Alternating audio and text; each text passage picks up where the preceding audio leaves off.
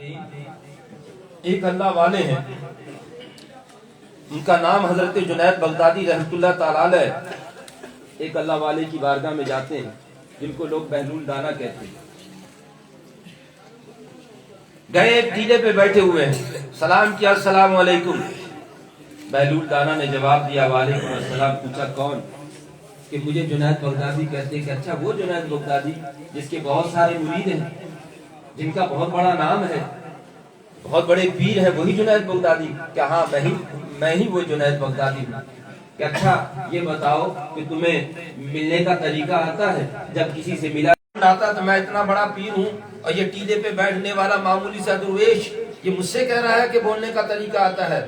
کوئی گھبراتے نہیں، کوئی غصہ نہیں آتا ہے۔ کہا ہاں مجھے بولنے کا طریقہ آتا ہے، بات کرنے کا طریقہ آتا ہے۔ کہ کیسے بات کی جاتی ہے؟ کہ بات کرنے سے پہلے سلام کیا جاتا ہے اور پھر سلام کرنے کے بعد سامنے والے جس سے خطاب کیا جا رہا ہے اس کے مطابق گفتگو کی جاتی ہے کہ وہ کون سی زبان سمجھتا ہے، وہ کون سی بولی سمجھتا ہے، وہ عربی سمجھتا ہے، وہ فارسی سمجھتا ہے، وہ اردو سمجھتا ہے اور کس انداز میں سمجھتا ہے، اور اس سے پست آواز میں بات کی جاتی ہے۔ اتنا کہنا تھا۔ بہلول دانا کہتے ہیں بڑا پھر رہا ہے پیر جس کو بولنے کا طریقہ نہیں ہے، بات کرنے کا طریقہ نہیں ہے۔ اتنا کہا نکل گئے، آگے ایک دوسرے ٹیلے پہ چلے گئے۔ پھر جنید بغدادی پیچھے جاتے ہیں، مریدین کہتے ہیں اے پیر رک جاؤ، اس کو بولنے کی تمیز نہیں ہے، ہمارے پیر کے شان میں گستاخی کی ہے۔ آپ کہتے نہیں چپ رہو، تمہیں پتہ نہیں ہے، مجھے پتہ ہے ان کا۔ پھر دوسرے ٹیلے پہ چلے گئے اور جا کر سلام کرتے ہیں، السلام علیکم ورحمۃ اللہ۔ جب دوسری بار سلام کیا، کون؟ کہ میں جنید ہوں۔ کہ وہ جنید جو بہت بڑا پیر ہے، پہلے بھی کہا اب پھر کہہ رہے ہیں بہت بڑا پیر ہے جس کے بہت زیادہ مرید ہے، وہ جنید؟ کہ ہاں میں وہی جنید ہوں۔ کیا تمہیں کھانے کا طریقہ آتا ہے؟ ہاں مجھے کھانے کا طریقہ آتا ہے۔ کیسے کھایا جاتا بتاؤ؟ کہ کھانا کھانے سے پہلے ہاتھ دھوئے جاتے ہیں، ہاتھ دھونے کے بعد اس کے بعد بسم اللہ پڑھا جاتا ہے، بسم اللہ پڑھنے کے بعد چھوٹے چھوٹے نوالے توڑ کر کھائے جاتے ہیں، یہ نبی کی سنت ہے۔ چبا کر کھائے جاتے ہیں، یہ نبی کی سنت ہے۔ اور کھانا پورا بھر پیٹ نہیں کھایا۔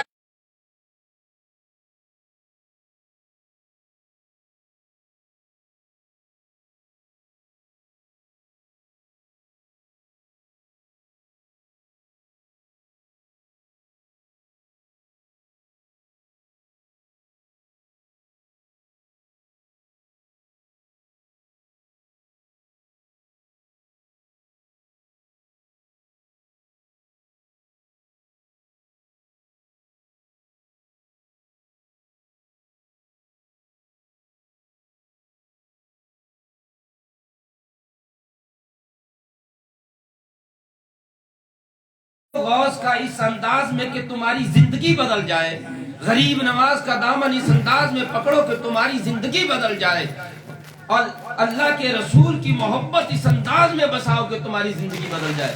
کبھی تم نے سوچا کہ پیٹ کے 3 حصے کرنے؟ نہیں سوچنا۔ دعوت میں جانے کے بعد دیکھا افسوس بچوں میں کھانا کھوا جا رہا جو نالیوں میں جاتا ہے، اور شادی بیاہ میں تو یہ حال کرتے ہیں نا، میں مطلب اندر سے تو بھرا ہوا ہوتا ہے لیکن وہ اس کی جو نفس ہے، نفس نہیں بھرتا اس کا۔ یہ بھی لا، وہ بھی لا، ادھر چھوڑا، ادھر چھوڑا، ادھر چھوڑا، آگے والی چیز دیکھ لی، وہ چھوڑ کے آگے جا رہا ہے۔ ارے پیٹ ہی جہنم بھی تو بھرنا ہے، اتنا ہی کھا لے جتنی تجھے ضرورت ہے۔ اور پھر بوٹیوں کے ساتھ گوشت لگا ہوا ہوتا ہے، وہ پھینک رہا ہے، روٹیاں پھینک رہا ہے، اور دسترخوان کو جب اٹھاتے ہیں تو ایسا لگتا ہے کسی جانور کے آگے سے دسترخوان اٹھایا۔ یہ ہے غلامی رسول، یہ ہے غوث کے چاہنے والے، یہ ہے غریب نواز کے ماننے والے۔ ارے آدھا کلو لائے گھر میں کھاؤ پورا پریوار، اور یہاں 1 کلو برباد کر کے جا رہے ہو دعوت کے اندر، تو یہ کون سا تمہیں کس نے درس دیا بھائی؟ تو جنید بغدادی رحمت اللہ تعالیٰ نے یہ سب باتیں کہیں تو بہلول دانا کیا کہتے ہیں؟ ارے بڑا پیر بنا پھر رہا ہے جس کو کھانے کا طریقہ نہیں آتا۔ آگے بڑھ گئے، اب پھر جنید بغدادی پھر پیچھے، اب تیسرے ٹیلے پہ پھر سلام کیا، کون؟ میں جنید۔ کہا اچھا یہ بتاؤ تمہیں سونے کا طریقہ آتا ہے؟ کہا ہاں حضور مجھے آتا ہے۔ کیسے؟ کہ عشاء کی نماز پڑھ کے جلدی سو جاؤ، یہ نبی کا طریقہ ہے۔ اور ہم کیا کرتے ہیں؟ پہلی بات عشاء کی نماز ہی نہیں پڑھتے۔ اگر میں اب ہاتھ اٹھوا لوں बड़े बड़े बुकरात बैठे होंगे, अगर पूछूं कि भैया हाथ उठाओ जरा, नमाज किस किस ने ईशा की पढ़ी है या कौन कौन पढ़ता है पाबंदी से, तो चंद ही लोगों के हाथ उठेंगे। और फिर ईशा अगर जिसने पढ़ भी ली तो फिर मोबाइल लेके बैठ जाएंगे और उसी पे उंगलियां घूम रही हैं, 12, 1, 2 बज गए और ये चलाते चलाते सो गए और सुबह उठ रहा 10 बजे।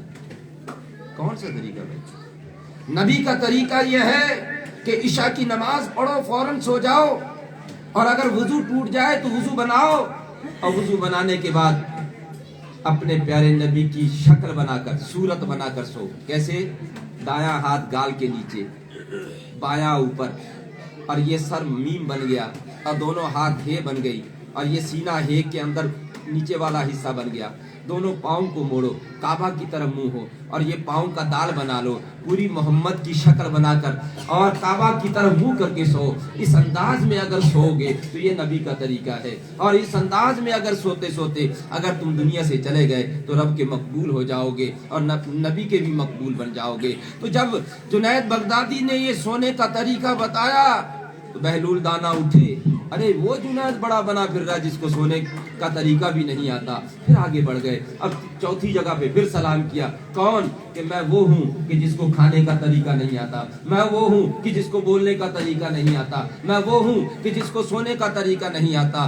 तो ये इतना कहना था तो आप पुकार उठे, ऐ जुनैद याद रख, इबादत से एक अहम और चीज हुआ करती है। कहा कि हुजूर वो क्या हुआ करती है? वो ही तो सीखने आया हूँ, वो बता दो कि कौन सी इबादत से भी अच्छी होती है। हाँ हाँ जुनैद, नमाजों से भी वो अच्छी है, वो रोजों से भी अच्छी है, वो हज से भी अच्छी है, वो ज़कात से भी अच्छी है, वो सदकात से भी अच्छी है, वो हर नेकी से अच्छी है, वो माँ बाप की खिदमत से भी अच्छी है, वो उस्ताद की खिदमत से भी अच्छी है, वो मदरसे में दरसो तदरीस से भी अच्छी है। आप भी हैरान होंगे कि नमाज से अच्छी कौन चीज हो सकती है। अरे कई लोगों ने तो गठड़ियां बांध बांध पर कंधे पर ढो ढो के कहा नमाज ही सबसे अच्छी चीज है, नमाज ही अच्छी चीज है। ये मौलाना आप बता रहे हो नमाज से भी कोई अच्छी चीज है? हाँ, नमाज से भी अच्छी चीज है, रोजे से भी अच्छी चीज है, हज और ज़कात से भी अच्छी चीज है। तो किसने बताया? बहलूल दाना बता रहे हैं कि सबसे अच्छी चीज है। क्या बहलूल बताओ तो सही। कहा क्या जुनैद ये बता कि अगर किसी के पास बंदूक हो और बंदूक खराब हो और उसका कारतूस कितना भी अच्छा हो, क्या चलेगा? कह नहीं चलेगा। मैं आपसे पूछना चाहता हूँ, ये बताओ किसी के पास 303 का पिस्तल हो, किसी के पास AK-47 हो, किसी के पास पक्की राइफल हो, किसी के पास मौजर हो, कोई भी बंदूक हो किसी किस्म की हो, अगर वो बंदूक खराब है तो उसका जो कारतूस है, चाहे वो चाइना मेड हो, चाहे वो जापान मेड हो, चाहे वो रशिया मेड हो, चाहे वो इंडियन मेड हो, कोई भी कारतूस कितना भी महंगा ले आओ, अगर बंदूक खराब हो चलेगा? चलेगा भाई? अगर बंदूक खराब है चलेगा? बहलूल दाना कहते हैं, ऐ जुनैद ये जुबान इस अंदाज में है जैसे कि राइफल है। अरे जुबान को अगर तुम अक्ल हलाल लगा इसके ऊपर, अगर हलाल इसके ऊपर लगा तब तो ये जुबान सही सलामत रहेगी। अगर इसके ऊपर हराम लग गया तो फिर तुम नमाजें भी पढ़ोगे तो नहीं चलेगी, रोजा भी रखोगे नहीं चलेगी, अगर तुम ज़कात भी दोगे तो नहीं चलेगी, हज भी करोगे तो नहीं चलेगी। पहले जुबान को हलाल लगे, हराम से बचाओ, फिर सारी इबादतें कबूल होंगी। ऐ मुसलमानों याद रखो, अपनी जुबान को पाक, इसके ऊपर हराम ना लगने दो, इसके ऊपर हलाल रहेगा तभी ये कामयाब होगी इबादत, तभी से अल्लाह अल्लाह करोगे मजा आएगा, नबी का नाम लोगे तो मजा आएगा, इसके ऊपर जिक्र इलाही करोगे तो मजा आएगा, हर बात में तुम्हें मजा आएगा। और जब तुम पाक खाओगे और पाक अंदर जाएगा उससे खून बनेगा, और खून बनने के बाद फिर वो तुम्हारी नसों के अंदर जब सरायत करेगा तो हर कतरे से अल्लाह का जिक्र आएगा। बस आखिरी बात, हजरत इब्राहिम बिन आदम रहमतुल्लाह ताला अलैह का जिक्र आपने थोड़ा सा मौलाना सुल्तान की ज़बानी सुना। दो ही बादशाह ऐसे हुए हैं कि जिन्होंने बादशाहत को ठोकर मारकर गुरवेशी इख्तियार की है, हजरत इब्राहिम बिन आदम रहमतुल्लाह ताला अलैह और हजरत मखदूम अशरफ जहांगीर सिमनानी रहमतुल्लाह ताला। और ये सब आले मुस्तफा है, नबी की आल। कितना बड़ा भी मुफ्ती आ जाए, मुहद्दिस आ जाए, मुफस्सिर आ जाए, लेकिन आले मुस्तफा के बराबर नहीं हो सकता। ये ध्यान रखना अपने ज़हन में ये बात। कोई भी अगर आले मुस्तफा से अगर आप खता देखो امام اہل سنت نے فرمایا ہے کہ اگر اہل بیت میں سے سادات میں سے گناہوں میں ملوث بھی ہو تب بھی اس کو برا نہیں کہنا، کیونکہ کبھی بھی اگر وہ دھل گیا تو تم سے اچھا ہے۔ آل مصطفیٰ نبی کی جو آل ہے، بس ایک بات پلے باندھ لینا، اللہ کے رسول نے کیا فرمایا کہ میرے بعد اہل بیت کو اور قرآن کو مضبوطی سے پکڑے رکھنا، تم گمراہ نہیں ہوگے، تم نجات پا جاؤ گے۔ اور نجات ہی تو چاہیے سب کو۔ نجات کم ملے گی جب تم اہل بیت اور قرآن کو مضبوطی سے پکڑے رہو گے۔ آواز آئی کہ یہ کیوں نہیں کہا کہ صحابہ کو پکڑے رہنا، کیونکہ اللہ کے رسول کو پتا تھا کہ 100 سال 2 سال 500 سال کے بعد صحابی نہیں رہیں گے، لیکن میری آل قیامت تک رہے گی۔ آل اور قرآن کو الگ مت کرنا، دونوں کو پکڑ کر رکھنا، کیونکہ یہ قرآن وہ ہے کہ جس کو نبی کی آل نے مرنے کے بعد بھی نیزے پہ سر رہا، لیکن قرآن سے منہ نہیں موڑا، قرآن پڑھتے رہے۔ قرآن اور آل جدا نہیں ہو سکتی۔ یہ آل مصطفیٰ ہے، ان سے محبت رکھو۔ غریب نواز بھی آل مصطفیٰ ہے، اسی میں کامیابی ہے۔ تو میں یہ عرض کر رہا تھا، حضرت ابراہیم بن آدم رحمۃ اللہ تعالیٰ علیہ، آپ نے جب بادشاہت چھوڑی تو آپ نے کیا ہے کہ لوگوں سے علیحدہ رہنا شروع کر دیا۔ اکٹھا راشن لے آتے، 6 مہینے چلتے تو 6 مہینے اندر رہتے، لوگوں سے میل ملاپ بند، وہ کھاتے رہتے، عبادت کرتے۔ ایک بار کیا ہوا کہ کھانے کا سامان ختم ہو گیا اور آپ بازار میں گئے، ایک چھابڑی میں کھجوریں رکھ کے کوئی بیچ رہا تھا، آپ کھجور والے کے پاس پہنچے، بھاؤ کیا اور ایک کھجور اٹھائی، اٹھانے کے بعد کھا لی۔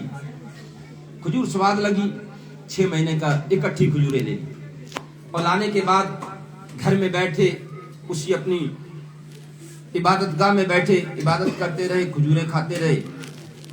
6 مہینے کے بعد آواز آتی غیب سے، اے ابراہیم 6 مہینے ہو گئے تیری عبادت زمین و آسمان کے درمیان میں معلق کر دی گئی ہے، باب اجابت میں نہیں پیش ہوئی، قبول نہیں ہوئی تیری عبادت 6 مہینے کی۔ زاروں قطار رونے لگے کہ اللہ مجھ سے کیا خطا ہو گئی، مجھ سے کیا غلطی ہو گئی کہ 6 مہینے ہو گئے مجھے عبادت کرتے ہوئے اور 6 مہینے کی میری عبادت قبول نہیں، اللہ کی بارگاہ میں پیش ہی نہیں ہوئی ہے۔ قبولیت کا درجہ تو بات کا ہے، پیش ہی نہیں کی، اللہ کی بارگاہ میں پہنچی نہیں ہے، زمین و آسمان کے درمیان میں معلق ہے۔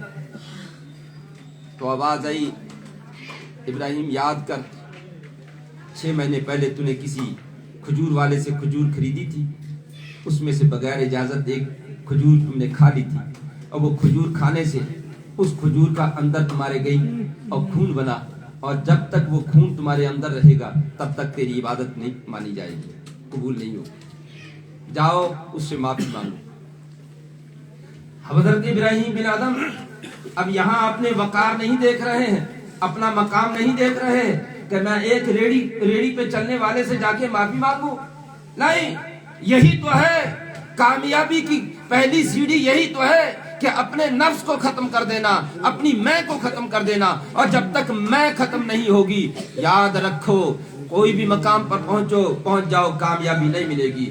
اپنے نفس کو ختم کرنا ہے، نفس کو ختم کیا، اس ریڑی والے کے پاس چلے گئے، اے ریڑی والے آج سے 6 مہینے پہلے میں آپ کے پاس آیا تھا، کھجوریں خریدی تھی، ہاں حضرت مجھے یاد ہے، آپ کی صورت میں کبھی بھول سکتا ہوں، ہاں میرے پاس آئے تھے کہ میں نے ایک بغیر اجازت کے کھجور کھائی تھی، کہ حضور وہ بھی مجھے یاد ہے کہ آپ نے ریڑی میں سے اٹھا کر ایک کھجور کھا لی تھی، کہ ایسا تمہیں یاد ہے نا تو مجھے معاف کر دو۔ کہ حضور میں کون ہوتا ہوں معاف کرنے والا، لیکن پھر بھی اگر آپ آئے تو میں معاف کر دیتا، لیکن میں بتا دوں کہ میں اس کھجوروں کا مالک نہیں ہوں، میرا مالک تو کوئی اور ہے، میں تو نوکر ہوں، صبح ریڑی لے آتا ہوں، شام کو کھڑی کر دیتا ہوں، اس کے بدلے میں مجھے نوکری مل جاتی ہے، اس کا مالک تو اور ہے، اگر معافی مانگنی ہے تو وہاں جا کر مانگو۔ حضرت ابراہیم بن آدم اس مالک کا پتہ پوچھ کر وہاں پہنچے، جب ساری بات بتائی تو کہا کہ اگر تم یہ چاہتے ہو کہ تمہیں معافی مل جائے تو حضرت ایسا ہے کہ میں مالک اکیلا نہیں ہوں، میرا پارٹنر بھی ہے، اس کے پاس جاؤ وہاں معافی مانگو۔ یہ پارٹنر کے پاس جاتے ہیں تو وہاں معافی مانگتے ہیں۔ تو پتہ یہ چلا کہ عقل حلال تمام عبادتوں کی اصل ہے۔ اگر عقل حلال آپ کھاتے ہیں، حلال آپ کی زبان پر لگتا ہے، حلال آپ کے اندر جاتا ہے، اس سے جب خون بنے گا، اس سے جب آپ کے جسم کے گوشت پوشت بنیں گے تو انشاءاللہ تعالیٰ پھر آپ کو صحیح بات سمجھ بھی آئے گی اور عبادت قبول ہو گئی۔ تو یاد رکھو، حضرت غریب نواز رحمۃ اللہ تعالیٰ علیہ اجازت لے کے چلے جاتے ہیں، وہاں آپ نے علم دین حاصل کیا۔ کیوں مختصر انداز میں سن لیں، کیونکہ آپ کا ذکر نہ کیا جائے اور ان کا پروگرام ہو تو اچھی بات نہیں ہے۔ تو آپ نے دستار بندی ہو گئی، عالم دین بن گئے، لیکن آپ کہتے ہیں کہ مجھے سکون نہیں مل رہا۔ عالم بننا اور ہے اور کسی اللہ والے سے وابستہ ہو کے اس علم سے فائدہ اٹھانا اور ہے۔ دیکھو، عالم بننا اور ہے اور وہ علم اس کو فائدہ پہنچائے یہ بات اور ہے۔ بہت سارے عالموں کو آپ نے دیکھا ہوگا کہ اس کا علم اس کو ہی فائدہ نہیں پہنچا رہا۔ بہت سارے جانکاروں کو دیکھا کہ اس کی جانکاری اسی کو فائدہ نہیں پہنچا رہی ہے، دوسروں کو فائدہ کیا پہنچائے۔ غریب نواز کہتے مجھے سکون نہیں مل رہا، سکون کی تلاش میں۔ کہ پھر کیسے ملے گا؟ کہ مجھے کوئی حق پرست چاہیے، کوئی اللہ والا چاہیے جس کے دامن سے میں وابستہ ہو جاؤں، جو میری منزلیں آسان کر دے۔ تو کہا کہ عثمان ہارونی رحمۃ اللہ تعالیٰ علیہ اس وقت مشہور ہے، جائیے ان کے پاس۔ آپ وہاں پہنچے تو کیا دیکھا کہ جیسے کہ وہ انتظار کر رہے ہیں۔ آئے، سلام کیا، فوراً قریب بلایا اور قریب بلانے کے بعد کچھ پڑھنے کے لیے کہا اور پڑھنے کے بعد کہا، اے معین الدین یہ بتا، اوپر دیکھ، کہاں تک دیکھتا ہے؟ کہ جب آپ نے اوپر دیکھا کہ حضور میں ساتوں آسمان دیکھتا ہوں۔ کہ اب نیچے دیکھ، کہاں تک دیکھتے ہو؟ کہ حضور میں ساتوں زمین دیکھ رہا ہوں۔ اتنا کہنے کے بعد کہا کہ جاؤ آج ساری رات مجاہدہ کرو، ساری رات عبادت میں گزارو۔ ساری رات جب عبادت میں گزاری، صبح کو جب آپ کی بارگاہ میں آئے تو اپنی 2 انگلیاں کھڑی کر دی اور کھڑی کرنے کے بعد کہا، اے معین الدین ان انگلیوں کے درمیان میں دیکھو، کہاں تک دیکھتے ہو؟ کہ حضور ان انگلیوں کے درمیان میں 18,000 عالم سارے کے سارے دیکھ رہا ہوں۔ سبحان اللہ، سبحان اللہ۔ یہ اللہ والوں کی ہوتی ہے، کیونکہ ہمیں تو ابھی سمجھ نہیں ہے نا۔ اب وہاں سے کے لیے گئے، آگے آگے پیر ہے، پیچھے پیچھے مرید ہیں۔ مدینہ الرسول گئے، نبی کی بارگاہ میں حاضر ہوئے، اپنے نانا کی بارگاہ میں سلام کیا، نانا آپ کے لیے تحفہ لے کر آیا ہوں۔ کیا؟ کہ یہ میں معین الدین لے کر آیا ہوں آپ کے لیے تحفہ، اس کو قبول فرمائے۔ میرے پاس یہی تھا، یہ میں آپ کی بارگاہ میں لے آیا۔ اللہ کے رسول صلی اللہ علیہ وسلم نے قبول بھی فرمایا اور ڈیوٹی بھی لگائی۔ غریب نواز پر جب غنودگی طاری ہوئی، نیند آئی تو خواب میں اللہ کے رسول کی زیارت ہوئی۔ بولیے سبحان اللہ۔ سبحان اللہ۔ اور نانا کی زیارت ہونے کے بعد نانا نے کہا کہ بیٹا اب جاؤ، تمہاری ڈیوٹی ہندوستان میں ہے، وہاں جا کے پرچم اسلام کو بلند کرو۔ اے ہندوستان والو، غریب نواز کا تم کبھی احسان نہیں پورا کر سکتے۔ ہاں، ہم سب ہندوستان میں جتنے مسلمان ہیں سب کے سب احسان مند ہیں غریب نواز کے۔ اگر وہ نہ آتے تو ہمارے باپ دادا نہ جانے کس پتھر کے سامنے جھکے ہوئے ہوتے۔ وہ آئے تو اللہ کی وحدانیت کیا ذکر ہمیں